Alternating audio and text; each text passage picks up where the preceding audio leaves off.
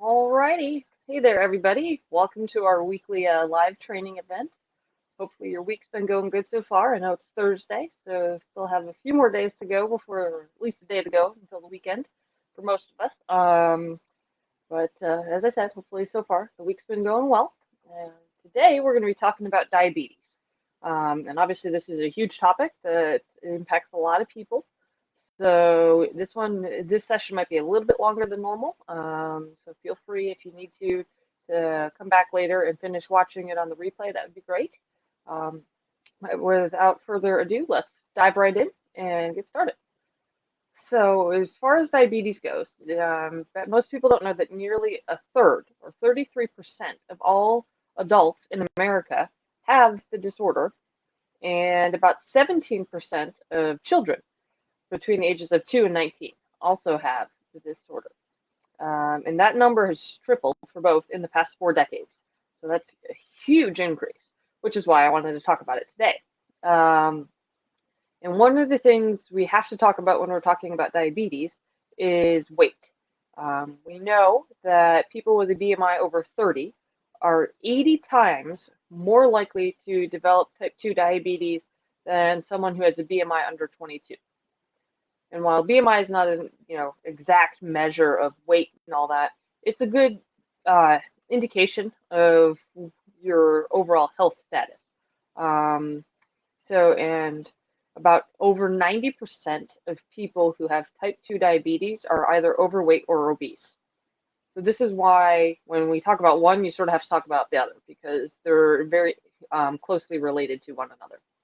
Um, so about 8.3% or about 25.8 million Americans have type 2 diabetes. And 7 million of those people don't even realize that they have the disease at all. So they're living undiagnosed, which can put them at risk for huge health problems, which we'll get into in just a little bit here. It's also important to note that 70% of people who have prediabetes will eventually develop the disorder. And prediabetes means your blood sugar levels are high, but not high enough to be qualified as full-on diabetes. Um, and as far as when you calculate diabetes and as the death rate, like what's the number one cause of death of Americans? By the way, the number one is heart disease, number two is cancer. Um, Technically, diabetes comes in around number 7, according to the Centers for Disease Control. However, it's estimated it's actually killing around 4 times more than is actually reported. And part of this is because obviously when people pass away, their death certificates don't list diabetes as the cause. Usually it's some complication that is the result of diabetes that is the reason why they die. For instance, kidney failure, heart disease, something along those lines. So if you factor that in, technically that means diabetes is the third leading cause of death in the US. And since obesity plays a major role in developing heart disease, cancer, and diabetes, that's why this is such a big concern for many in healthcare, is because of the rise in obesity, all of these other diseases are also increasing. And the issues that they can cause is significant. So before we get too much further into the whole problem of diabetes, let's break it down so that way you can understand the differences between type 1 and type 2. Um, Both of them have 2 factors that influence it. One, you have to inherit a predisposition to the disease, and then something triggers it. In type 1, you inherit the risk factor from both parents.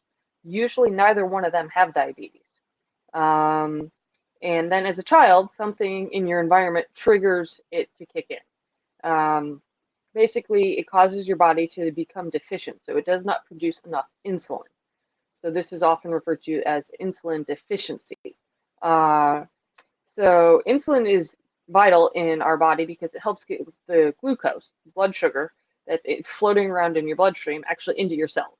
And since your body needs glucose for fuel, we have to have this happen in order to be able to survive. Um, so for type 1 individuals, their body doesn't have enough insulin to help do this process, which is why they often have to give themselves insulin injections and stuff like that. And type 1 used to be called juvenile diabetes because it was most often diagnosed in children since it starts in childhood. Type 2 was referred to as adult onset diabetes because it started later on in life. Type 2 is caused by the body not using insulin properly. This is why it's called insulin resistance. Your pancreas, it produces insulin. And when you're taking in a lot of starches, complex carbohydrates, and all this other stuff, your pancreas has to produce more insulin to be able to process all this, to get that glucose broken down out of those complex molecules into the simple molecule and get it into your cells. And for a while, your body's able to compensate and do this. But then over time, it just can't keep up. Hence, it gets to the point of insulin resistance because your body's just not able to function appropriately. Um, and as the increase in obesity has happened, as we're consuming more and more products that have a lot of added sugar and such, we're starting to see type 2 diabetes increase as well because people's bodies are unable to process all this literally processed food. Um, and that's directly linked to our poor eating style, but also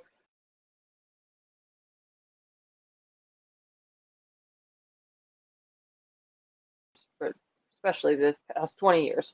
So when you combine the genetic trigger of having a susceptibility to type 2 diabetes with environmental factors, this is where we're starting to see type 2 diabetes not only increase in adults, but also in children. Obviously, children learn eating and exercise habits from their family setting. So when you have the genetic risk factor, and then you also have on top of that what they're learning, this is where we're seeing the increase. Um, so as far as the CDC, they've developed BMI charts that are adjusted for children 2 to 20. And the Journal of the Endocrine Society in 2017, they did a study and found that obese children had 4 times the risk of developing type 2 diabetes than children with a BMI in the normal range. This is significant because it just goes along with all the other data that uh, obesity and diabetes are intricately linked, and having one will most likely cause the other. Um, the data wasn't a small study. It had almost 370,000 children participants. So this is where there's a lot of information to back this up. The study also found that there was no association between obesity and an increased chance of developing type 1 diabetes in children. So that's also a huge factor. Um, the concern with children being overweight and having diabetes is that when this happens in childhood, they're more likely to be overweight and have medical problems from that as adults. And this can leave them susceptible to very serious health problems later in life. This can be anything from high blood pressure, high cholesterol, asthma, sleep apnea, joint problems, fatty liver disease, gallstones, gastroesophageal reflux or GERD, uh, and certain types of cancer also increase as well. They're also likely to have psychological problems because due to their weight, often people are bullied. So they can have anxiety, depression, low self-esteem, and things like that. And there are several other factors that exacerbate this link between obesity and diabetes. And one of them, which we also as a society do not do well with, is getting enough sleep. Um, Sleep is vital to many of our core body functions. And one of those core body functions that's vital to you is insulin regulation. So if you're not getting enough good quality sleep, it impacts how your body regulates insulin, which therefore then starts this vicious cycle. If you don't get enough sleep, you don't get enough insulin regulation, which therefore your body doesn't function well, increases your chance of being obese, increases your chances of having diabetes, and it just keeps going.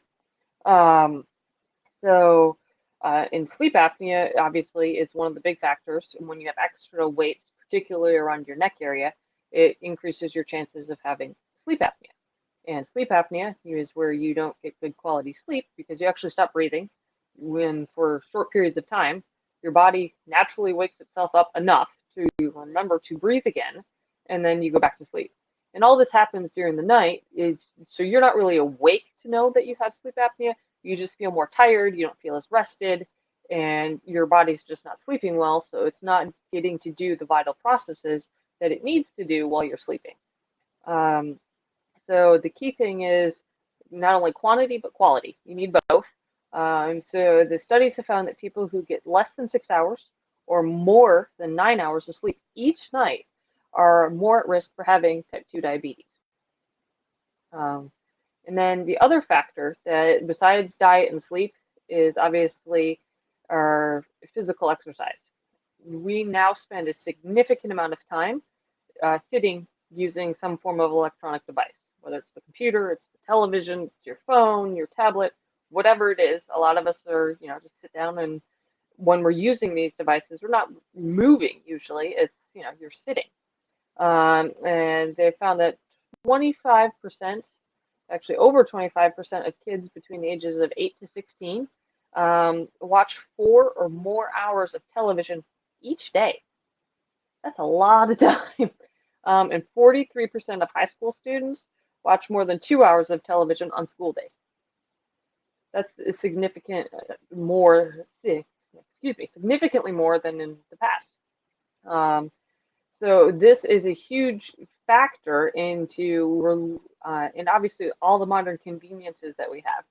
I mean, we've got riding lawnmowers, we've got automatic garage door openers, we've got dishwashers, we've got washers and dryers, all these things that are convenient, which help us do multiple tasks that we don't have to physically do anymore, means that, yes, we're physically not doing those activities. So you throw clothes in the washer, you put dishes in the dishwasher, the machines are doing the work for us. Versus years ago, you'd actually have to scrub the clothes, wash the dishes, mow the lawn by pushing the lawnmower and all that. So as we've transitioned away from having to do these laborious tasks and shifted to more sedentary activities, that's a huge factor in this. And it's important to note there's a different subset of diabetes called gestational diabetes that affects pregnant women, usually starting about the 24th week of pregnancy. And while the actual cause is unclear, it's thought to be related to the hormones from the placenta, somehow impacting the mother's body's ability to regulate insulin. It's very similar to type 2 diabetes in this way. And it's important to note that women who have gestational diabetes often don't have any issues with diabetes prior to pregnancy, nor are they going to necessarily have issues after pregnancy. But it does increase the risk of having diabetes after. So it's very important if you're pregnant to be screened because there's actually no symptoms of gestational diabetes. So, but it can have significant complications for both the mother and the fetus. So you want to make sure you get screened. Your doctor will advise you when to do this. As far as symptoms for type 1 and type 2, they're very similar. They are often usually mild and go unnoticed for a period of time. But some of the most common ones are frequent urination, excessive thirst, increased hunger even though you're eating more, extreme fatigue, blurry vision, cuts or bruises that don't heal easily or fast, they heal more slowly. Darkened skin, this mostly occurs in the armpits and neck. Type 1 folks, even when they're eating more, they're going to experience weight loss just because their body's not getting the nutrients it needs into its cells. And for type 2 folks, they're also going to have tingling, pain, or numbness in their hands and feet. So the key thing is to get early detection and treatment. This way you can prevent developing complications. Complications actually can be life-threatening depending on what they are. And we're going to dive into those here in a little bit more in depth now. Neuropathy, which is numbness in the feet or hands. Nephropathy, which is kidney disease. High blood pressure. Stroke. Gastroparesis, which is delayed stomach emptying. DKA, which is the abbreviation for diabetic ketoacidosis, which is when your blood sugar is so high it causes either a coma or the person can die, or HHNS, which is hyperosmolar hyperglycemic non-ketotic syndrome. And this is usually when the blood sugar is very elevated. And it's similar to DKA, but not quite the same. Chemically, what happens in your body is a little bit different. So with neuropathy, you can end up having dry skin and calluses, foot ulcers, numbness, pain in your calf that's like intermittent, like cramping sensation almost. With nephropathy, which is the kidney disease version, this doesn't usually have any symptoms until your kidney function is almost gone. So you're going to have swelling, which is like fluid buildup in your lower body, loss of sleep, poor appetite, upset stomach. You can have weakness or difficulty concentrating. But as I mentioned, none of these actually show up until your kidneys are to the point where they're really not functioning anymore. Usually the treatment for this is the person has to be placed on dialysis. Unfortunately, with high blood pressure, there are no symptoms. So you have no idea if you have it unless you check your blood pressure frequently. With stroke, obviously the symptoms can vary greatly, but you're going to have weakness or numbness on one side of your body, sudden confusion or trouble understanding words or other communication, trouble talking, dizziness, imbalance. You're not going to be able to walk straight, trouble seeing either out of one or both eyes, and then double vision or severe headache. For gastroparesis, you're going to have heartburn, nausea, vomiting, feeling full, even if when you're eating, if you haven't eaten that much, weight loss, abdominal bloating, your lack of appetite, and reflux is the other big common one, obviously, because you have undigested food. With DKA, this is very important because obviously you need to know what these symptoms are in order to get the person the help that they need. And they have to go to the hospital to have this fixed. So for the people, and this is often the first sign for many people, the first time that they go through a DKA event is the fact that they now find out they have diabetes.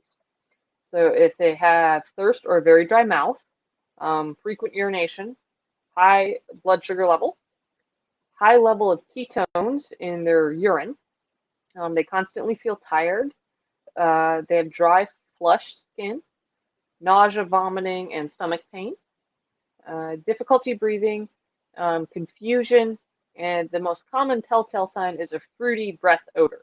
Their breath is going to smell sweet.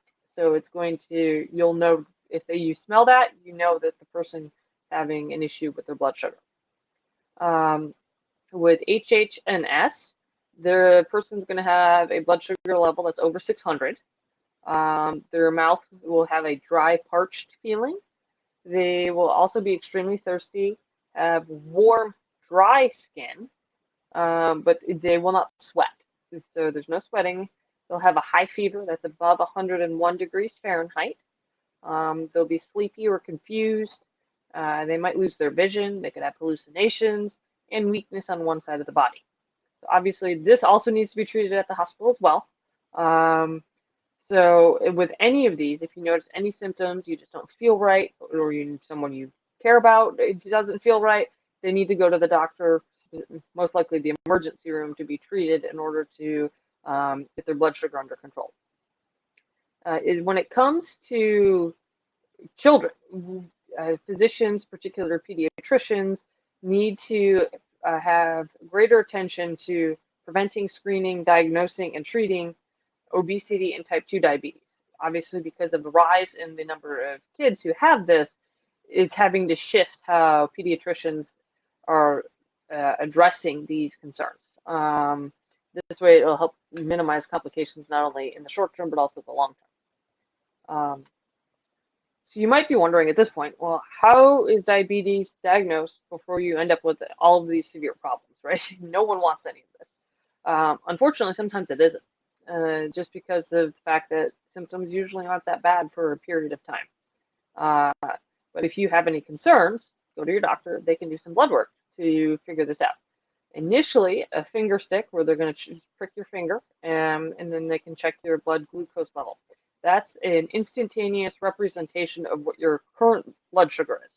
And it can be influenced by a wide variety of factors. Did you just eat? Have you not eaten? Have you had anything sweet to drink? Have you been sweating? I mean, there's so many factors that can influence this. If this comes back elevated, your doctor's going to order some more in-depth testing. And there are three main types that they're going to go through, which is your A1C or HbA1c. This stands for your hemoglobin A1c. The hemoglobin molecule in your blood is the main protein that glucose is attached to. So as it's getting transported throughout your body, it's attached to your red blood cells before it gets put into the other cells of your body. So the A1C is actually measuring your average blood glucose for the past 2 to 3 months. The good news is it only takes one blood sample, so it gives you a range of how well controlled is your blood sugar over that period of time. If your A1C is high, then it's not controlled. If it's normal, then it's well controlled. For this test, you don't have to do any fasting. There's no special liquids to drink. You just have to go get your blood drawn. A different type of test is called the fasting plasma glucose test, or FPG. And this looks at your fasting blood glucose level. So you can't have anything to eat or drink except for water for at least 8 hours beforehand. This is why this test is often done first thing in the morning, so since most people are used to not eating, while they're sleeping. Another one is the oral glucose tolerance test, or OGTT. And this checks your blood glucose levels before and after having a special sweetened drink. And this gives information on how your body is actually processing glucose. So all of these different tests look at different aspects of how your body is actually functioning in regards to glucose. Each one's important. And when it comes to normal ranges, the normal range for A1C is less than 5.7%. If you have prediabetes, it could be between 5.7 to 6.4, above 6.5. And once you're on a diabetes management plan, your doctor will help guide you as far as what numbers you should be at on these. For an FPG test, normal is under 100. Prediabetes is 100 to 125.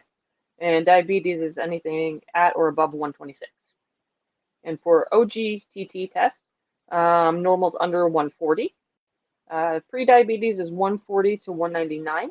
And then diabetes is at or above 200. So your doctor, once you get the results, will go over your individual results and help you develop a plan as far as managing your diabetes, or not if you don't have any. So the key, though, to living with diabetes is maintaining an appropriate weight. And this is done by eating healthy and being physically active. Obviously, a healthy weight is based on your height, weight, and other factors. And a healthy weight is different from an ideal weight. An ideal weight is a personal preference of what you want your body weight to be. So your goal should always be to aim for a healthy weight. It's because this is what your body needs. So when it comes to diet, there's some key things to do. First is avoiding refined carbohydrates. This is all those sweetened things such as candy and cakes and cookies, even white breads, white pastas, anything that's not like whole grain. So avoid those. Key thing with this is basing your meals around vegetables. Vegetables are great because they've got a lot of fiber, they've got a lot of nutrients, they make you feel full.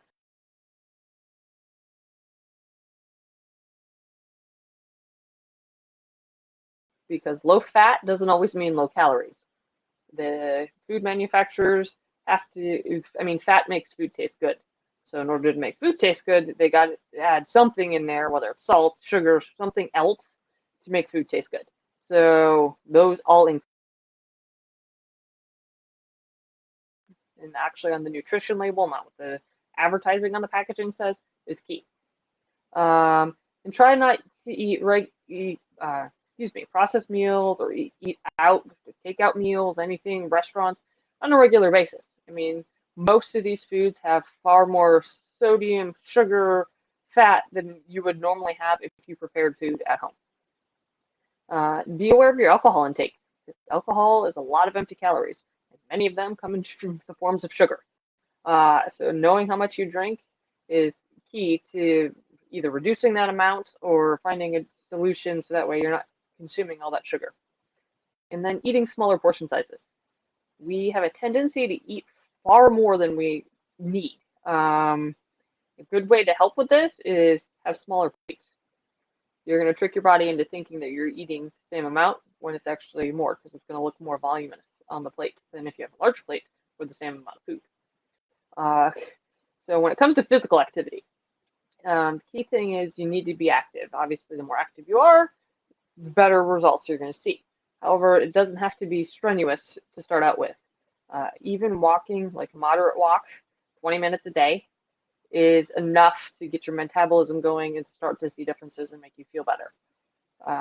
The physical activity guidelines for Americans usually recommends between 30 to 60 minutes of moderate to vigorous activity daily for adults.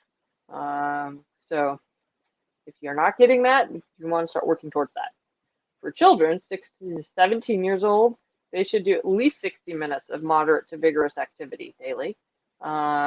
For children 3 to 5, they should just be physically active during the day. Obviously, they're young and they usually have a lot of energy anyway, so just keep them active.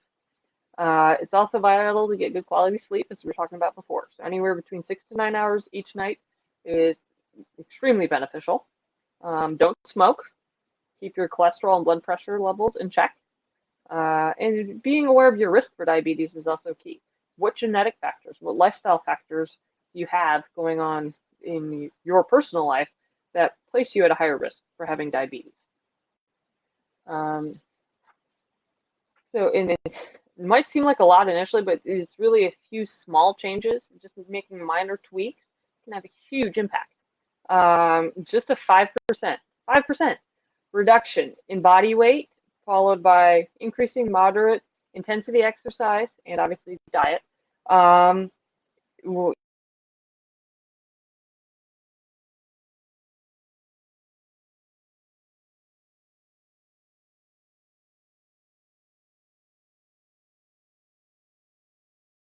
Just you get such benefit, and obviously the more you lose, even great your reduction is. Just the key thing with making any of these changes, always talk to your doctor first, because obviously they can go with you on your individual medical history, your conditions, and help you devise a plan that is safe. You don't want to just go at it hardcore and then you end up injured, you end up sick, and then it just derails the whole process anyway. So by talking to your doctor first, you're going to prevent yourself from getting injured or something along those lines. And so now that we've talked about the individual component, what each one of us personally can do to impact our health, there is something else that we have to discuss, and this is our societal impact at large. When you think of how widespread obesity and diabetes is, this isn't just one person's individual fault. Yes, we are all responsible for making our own choices as far as what we eat and what we do as far as activity.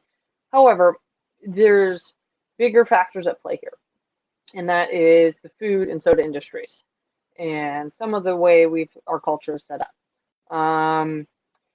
They are the ones who put obviously the products out there. The market for the products are there. So who could take those companies on? The government could. And they could make popular-wide interventions, essentially. The government could, to start limiting how accessible all these processed foods are. We know there's multiple factors that influence whether or not someone is obese and therefore diabetic. Obviously, the home situation, early care education environments, school, the healthcare industry, all of them influence our overall health. And so each one needs to be tackled in a way so that way we can actually make a difference.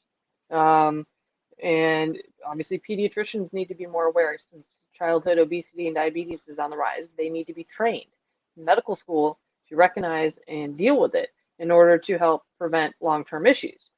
Parents need to realize that a child's weight is not just a cosmetic issue. It can actually be a very serious health issue.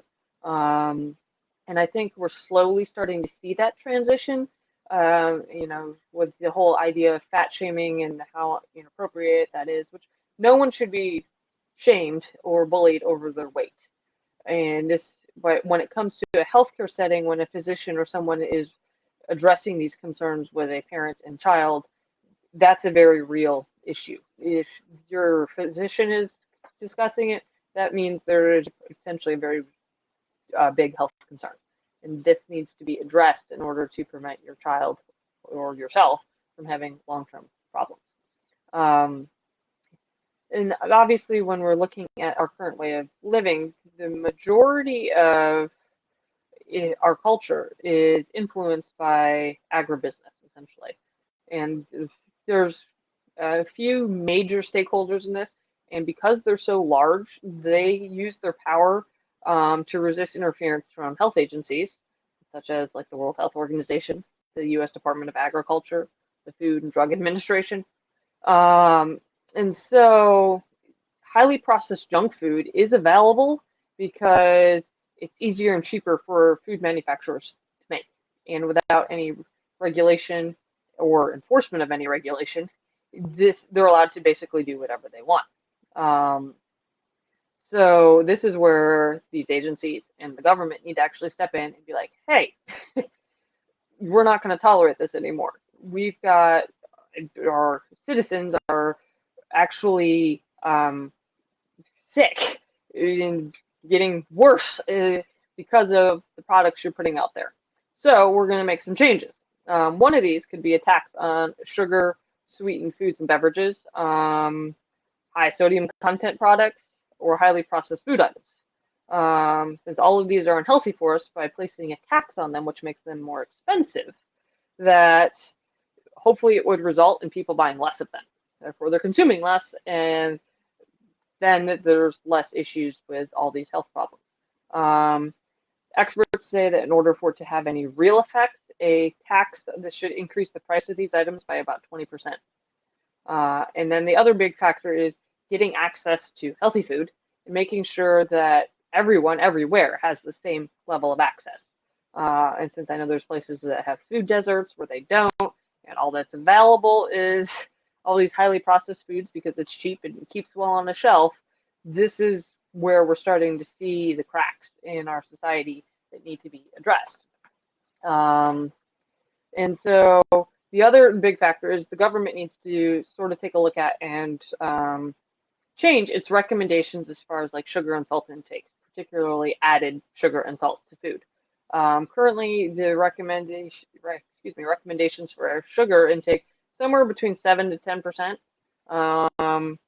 and it looks like the maximum should be around 5% or less for each day for every single one of us. And as far as sodium goes, obviously, there's so much salt in food that you never should ever need to add salt to foods. So having a look at as far as how much salt should be in food and how much we should be consuming and maybe even reducing the number would be key. And part of this process is labeling on the nutrition label, not only the total amount of sugar and salt in there, but how much of it is added, which they have put that on the food label. If you actually look at a food label, it'll tell you sugar. Underneath it, it'll tell you added sugar.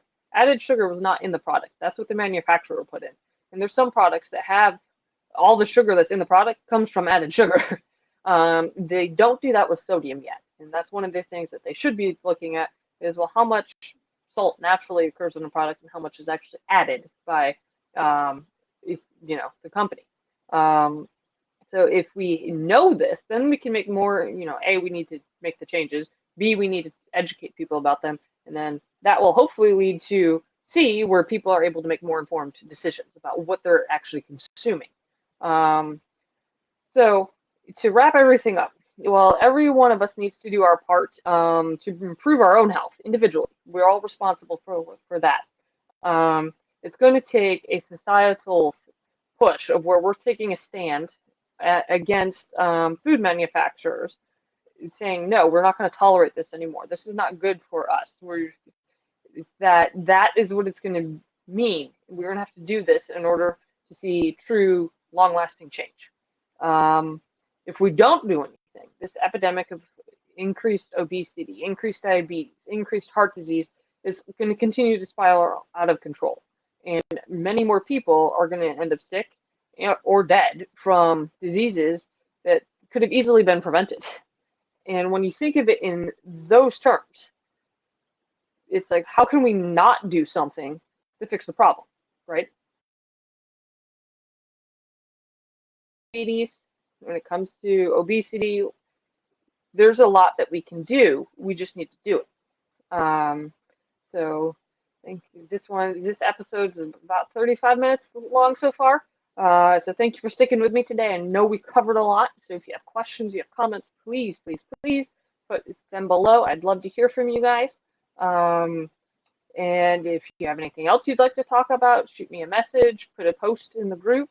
Otherwise, I will see you guys next week in our next training video.